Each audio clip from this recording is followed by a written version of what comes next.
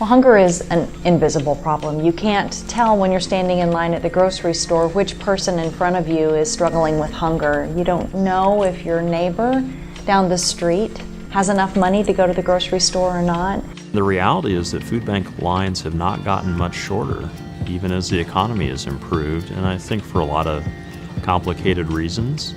We're seeing a lot more seniors in food banks. Over 40% of our clients are children. And we have a lot of working families that just aren't making ends meet, and they're turning to the local pantry to put food on their table.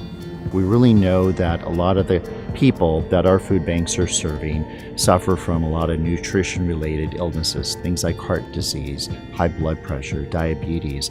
But we know that eating more fresh fruits, vegetables, and other healthy foods, that's a great natural prescription. So what we're trying to do is source a lot of that fresh produce direct from farmers, growers, and packers in the industry from this very rich agricultural state. We certainly produce a lot of fruit that gets packed for supermarkets and whatever, export, but we also have products not quite as nice looking that we can't sell in those channels, but it's, from an eating standpoint, it's every bit as good as the expensive one, and this gets it in the hands of people that otherwise may not have an opportunity to have a fresh apple.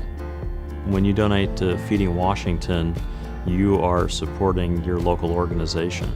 And we all know that there are pantries in almost every community across the state, and we encourage them, please donate to them directly if you can. And when you have a truckload of product, think about Feeding Washington and Second Harvest and Food Lifeline, because that's really what our system was designed to do, is to capture those large volume donations, and then we're able to mix and match it and send it where it's needed most. I mean, at the end of the day, you want to maximize the amount of your product that's being consumed. You kind of boil it down to that. Not only does it help you to move that product, but you're feeding people that normally wouldn't have that opportunity. And I think a lot of people would find value in that and jump on board.